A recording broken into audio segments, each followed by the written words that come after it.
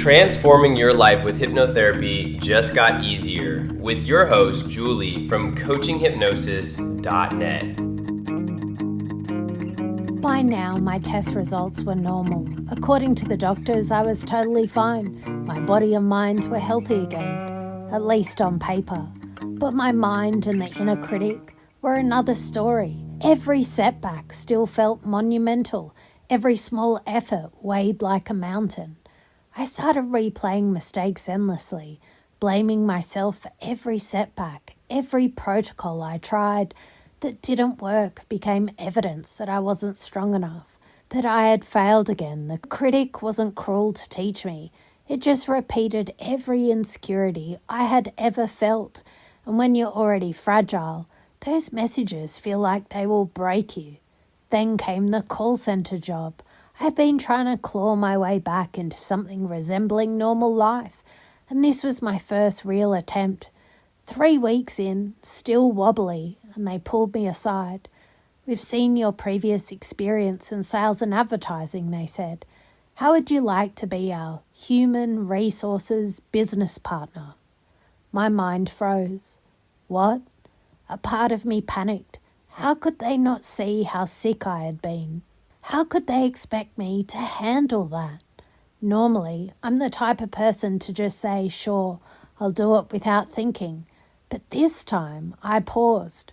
I actually said, I have to think about it. Can I do this? Do I have the energy to wake up at 5 a.m., commute to the city, manage 200 plus people? And then I realized something important. If I went to bed early, rested fully every weekend, and managed my energy carefully, I could handle it. I didn't have to leap blindly.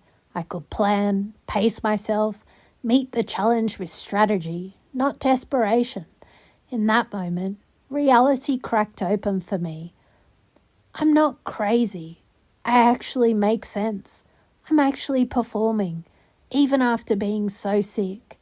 It became proof I wasn't just surviving. I was capable. The inner critic still whispered, "You'll fail."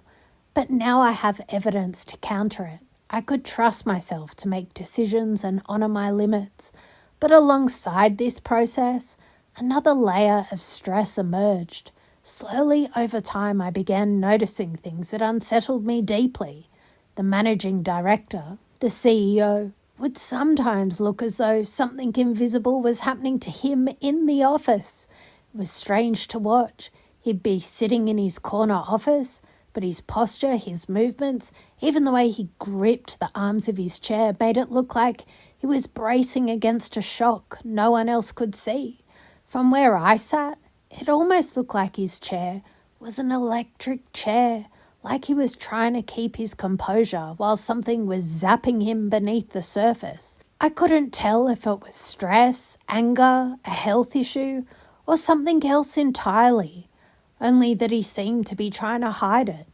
At first I wondered if it was stress or anger management issues, but whatever it was, he seemed to be trying to hide it. Then I started to notice a staff member who would suddenly appear bloated, as if under the effect of some strange energy field. One afternoon, a drone even floated past our office window, and this was in a building literally next door to the largest police headquarters in Sydney, Surrey Hills. The whole scene felt surreal, like a movie playing out in slow motion. What was I supposed to do with what I was seeing? How could I acknowledge these things and not seem totally crazy? I had friends who would say things like, "Some people have computer chips in them, especially women using birth control." Yes, women have been doing that chip in the arm thing for ages. In the call center, people would sometimes even ask me, am I speaking with a robot or a real person?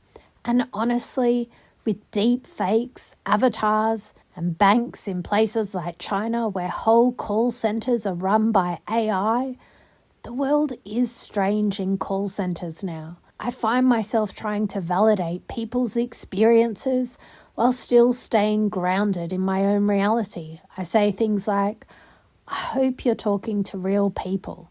But if you think the person on the other end of the phone is a robot, I don't expect you to keep selling to them. Trust your own judgment. Ask enough questions. And if it feels wrong, just hang up. That's okay. Then there were other bizarre moments. One staff member once showed me the soles of his shoes. They had completely melted off during those summer months when Sydney was surrounded by bushfires.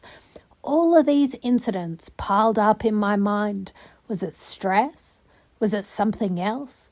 I couldn't know for sure. And yet through all of it, I have to say, all of these people were fabulous. They were kind, clever, and doing their best, even in the chaos. Their humanity shone through, and I couldn't help but appreciate them. Even now, people tell me about drones or energy weapons. People still see me and point at the sky every now and then, or they'll say, "Can you hear that?"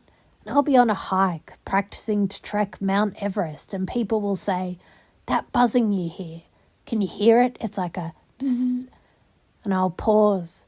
"Oh yeah, I hear it now. That's a drone." This double reality, trying to heal, trying to return to normal life, while also seeing and hearing things others ignored, pushed my inner critic into overdrive. Was I right? Was I just sensitive? Was I missing something? I lived constantly in the tension between being capable and doubting my own sanity, and yet, even inside that tension, I kept moving forward. I kept working. I kept planning. I kept trusting myself. Lesson: the inner critic can feel absolute, but it isn't always accurate. Sometimes the world around you is confusing, even frightening, and the critic becomes louder because it's trying to make sense of the chaos. Strength isn't about ignoring what you perceive. It's about finding ways to stay grounded. Even when things feel overwhelming, you can observe your critic without becoming it. You can acknowledge others' experiences without taking responsibility for them or needing special powers. Close your eyes. Visualize your inner critic as a character standing outside of you. Watch it. Acknowledge it. But know you are not it. Let it speak, but do not respond with fear. Breathe and remind yourself, I am more than my fears. I am more than my doubts. I am capable of making decisions that honor my energy and my limits. With each breath, imagine a grounding cord connecting you to the earth beneath you. You are safe. You are here. You are in your body. Tomorrow, we explore the first flickers of hope, small moments that prove healing is possible, and show how planning and pacing yourself can help you reclaim life. Mindfully yours, Julie.